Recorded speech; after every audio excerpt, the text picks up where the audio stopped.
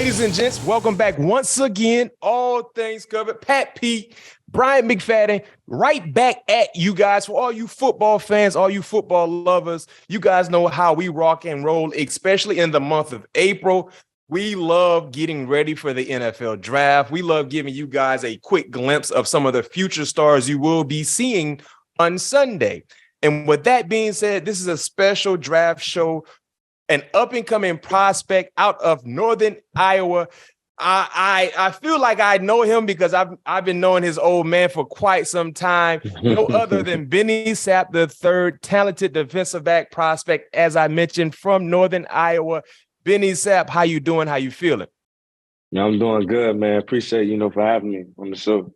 No doubt. For our listeners that are checking in with us on their podcast platforms and for our watchers on YouTube, if you don't know anything about Benny Sapp III, let me fill you guys in on who he is as a prospect. But number one, before we get into the football aspect of things, let's talk about the bloodline aspect of things. As I mentioned, I know his dad. We grew up in South Florida, graduated high school around the same time.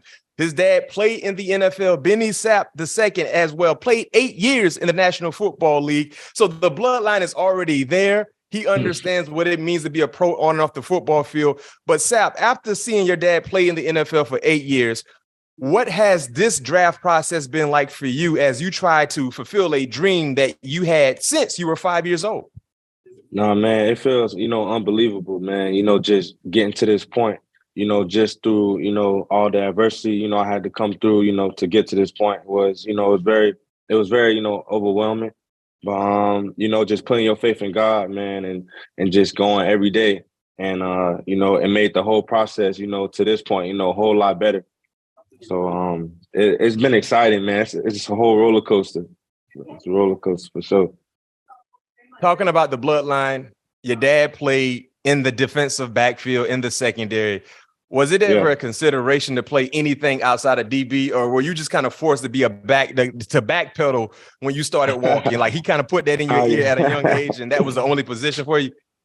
So growing up as a kid, my dad, obviously seen, the passion in me, as a kid. So 7th grade, my dad asked me, he was like, son, do you really want to play football? Because, that's one thing my dad, never did on me or my, 5 siblings. He never, pushed the game, football or any sport on us. He asks us when he feels like the time is right on all the preparation that we did on our own to ask us if we really want to go all in on the sport.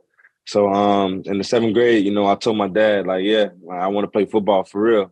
So when I told him that, yeah, I was playing corner sense. No question. Corner sense. For sure. A natural when it comes to backpedaling, and we see that when we watch your tape, we see that when we watch you play the game. As a prospect out of Northern Iowa, what challenges do you have to overcome when people reference small school prospects?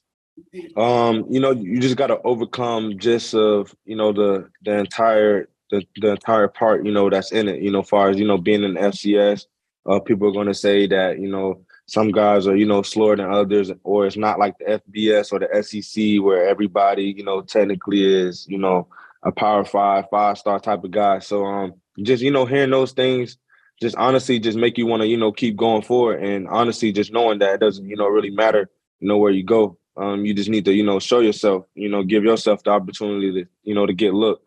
And just actually, being in the Hula Bowl as well, just seeing Ohio State hats, Arkansas hats and stuff like that. And, and coming from, Minnesota at first, it's just the same. I mean, we all put our helmets on, the same way. And that's how, I look at it. And I know what my heart's set, in the game and what I'm determined to do. And nothing really can, stop me when I'm out there, as far as my mindset. So it never really, knocked me off or put it, never got in my head a little bit, being in a small school or anything like that.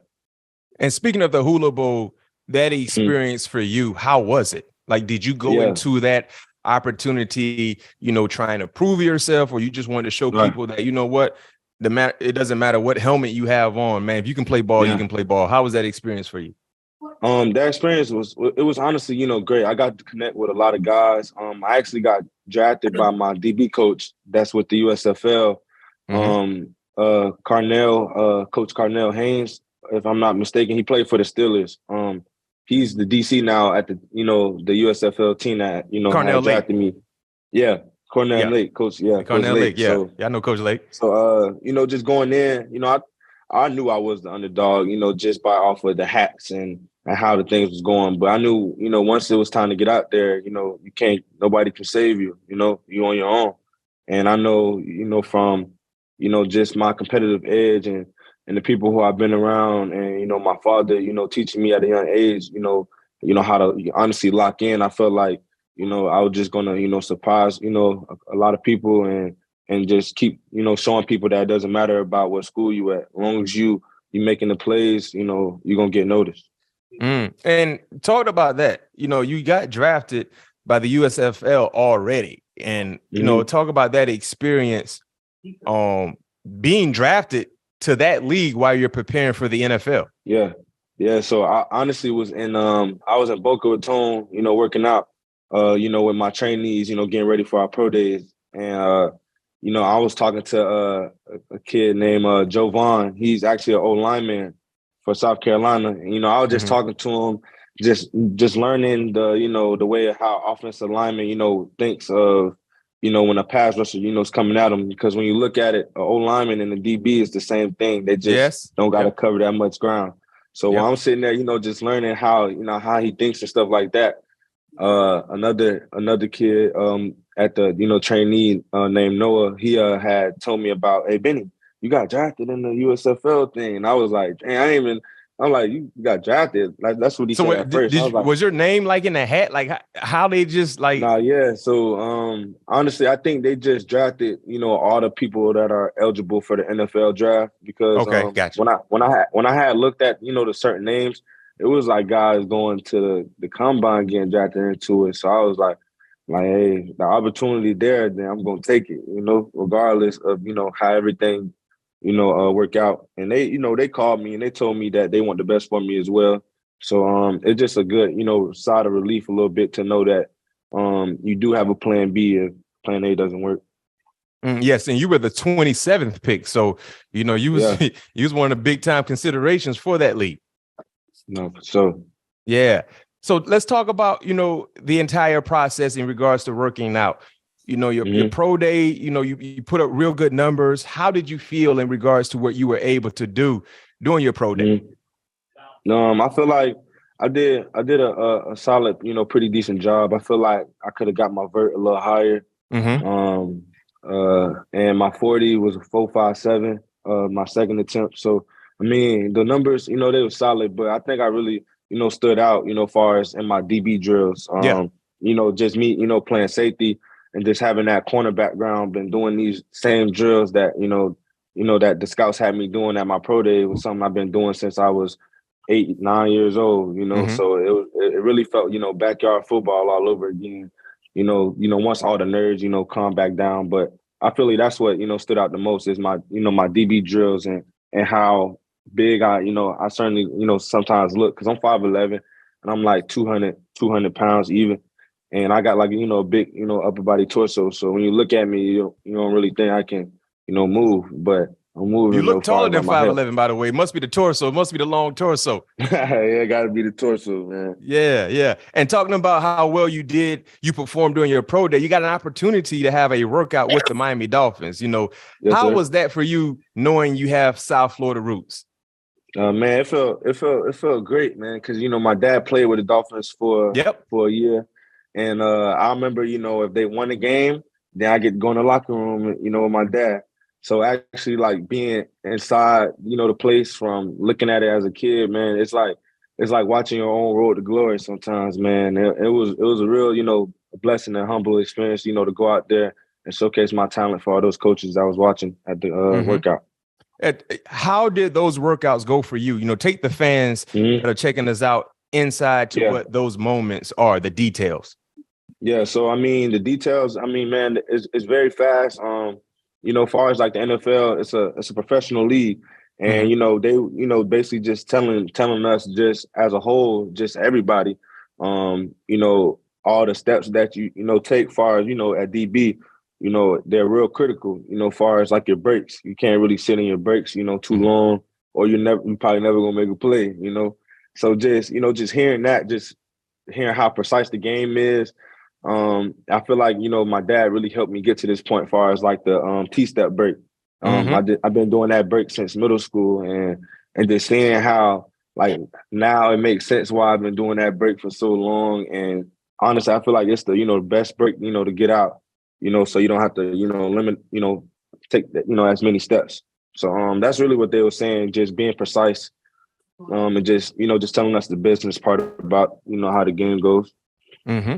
So, Sapp, some football fans that might be checking this episode out now, or maybe after the draft, they might get caught up after the draft.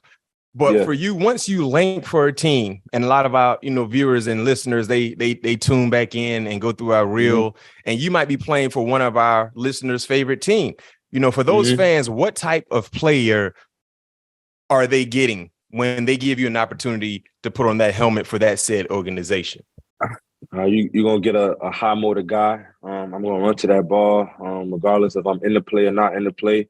I'm going to be in the best position. I'm going to give you guys a lot of energy. You guys going to see, a lot of passion from somebody, that watched the game as a kid, and now they're actually, in the game. So it's really not, just for me, but for, everybody that loves football and that has passion for the game. I feel like I'm a passion people. I wear my, my heart's on the sleeve in the field, but then, sometimes you gotta put it to the side sometimes in the business world, and you just gotta, showcase like who you really are, because football at the end of the day is just a game. But you're gonna get a lot of high energy. You're gonna get the best out of me, regardless of what team or what position or special teams. I'm coming in full speed, so I just hope that they're ready, because I ain't coming to play. Hey, no question. And for, like I said, for all the fans that are tuning in, checking us out, man, who knows? Might be playing for your favorite team. Who knows? Miami could be an opportunity for Benny Sapp III. And like he just mentioned, he's a guy who loves the game. That's the most important thing. You gotta love what you do, because when you love what you do, you will always find ways to continue to improve and to get better. You won't be complacent. Sir. You know what I mean? So you come from a great background and understanding and knowing that. And I think, having that already in your forefront will help you as you go throughout this process. Before you and I, a lot of people might not know this about you, but you were at Minnesota. You know what I mean? So you had an opportunity to play in some big time football, considering conference like play. You know what I mean? But who was the best player you faced in the Big Ten when you were there? Oh, the best player, man. I definitely probably say, just being there, watching Jonathan Taylor. That man right there got a high motor. I'm talking about, it was a week, the week that we, played Wisconsin. Our DC had like, like the balls that you have out, like on the offices that you can hit it, like, to get, practice your peanut punch, basically. And he had Jonathan Taylor face on all the footballs that we had that had like the peanut punch, basically, strip ball throughout the whole, office, man. So and then, he still was able to, manage to do his thing. So Jonathan Taylor for sure. Man, you're not wrong. I think the consensus who played against Jonathan Taylor when he was in college at Wisconsin probably would say the same thing. When you talk about watching your dad and seeing him play in the secondary, do you have a favorite player of your dad that you will always remember in regards to his playing days in the National Football League? So it was definitely I got a couple. I ain't gonna lie, I got a couple. I do got a couple. But the one that probably, stood out to me the most far as, as a kid was, I believe it was 2009. They had like the retro jerseys versus Chicago Bears at home. What team was he with then? He was with the Vikings, playing Chicago Bears. Yep. And I believe it was 2009, and I think my dad was in the nickel spot, and he picked off Jay Cutler. And that was probably one of my favorite moments, because it was a big game, and it was a rivalry game as well. So just seeing that, probably just knowing, like, seeing my dad with the ball in his hands, I know he did something good. Like, I didn't know as much as I did, now obviously, but I know my dad picked that ball up right there. For sure. Like, just being able to see him like actually like live instead of watching him catching the pick on TV, but actually being right there was like it was crazy. It was a crazy feeling. Okay. That's dope. I like it. I like it. I like it. I like the fact that you remember that as a young jet growing up, and you still remember that. So football has always been in your football has always been in your mindset. Last question for you, Benny Sapp, before we let you go. For our listeners that are checking us out, our watchers on YouTube, if you had to compare your game to a current NFL defensive back, who do you feel like your game resembles? That's a good question. I honestly, I take my game from, numerous and a lot of, safeties that are the best right now in the league. I take a lot from, Harrison Smith, as far as like, his IQ. When I was at Minnesota, I seen him, play a game. They took us to a game, and I seen some techniques that he do in the deep post that, that I put in my game now, and it took my game to, can you fill us in on that technique? Yeah. So basically, my sophomore year, I was watching Harrison Smith play 10 yards, 20 yards deep in the post. And, in college, they regularly tell you like 12 to 15. Yep. And so when I watched the game, I'm sitting there watching him come up, make a tackle for 3-4 yards. Or I think he probably got an interception versus the Raiders. And when I seen him do that, I took it into my game, and the first 2 days when I was doing it at practice, everybody was kind of laughing because I was like 20 yards deep, but I'll probably say like the third day, I actually posted on my Twitter probably like 3-4 days ago. In 2020, my sophomore year, after I learned the technique from watching Harrison Smith, I caught probably like the rangiest ball I ever caught in my life, in the post, getting a deep ball outside the numbers. So just stuff like that. I watch Harrison Smith. I love Jamal Adams on how he blitz. Due to when I look at myself, I'm very, aggressive, and I hit very hard. And I feel like if I get in a position, where Jamal Adams getting set up, in the blitz, I feel like I can dominate that as well. I like Eddie Jackson too, from the crib, from VA. So how he had a knack for the ball, because in my college career, I ended with 9 interceptions in 30 games. So I feel like Eddie Jackson know how to touch the ball. So, just watching Eddie Jackson, Harrison Smith, and Jamal Adams, really the guys, how I really watch, try to put in my game and see if I can take something.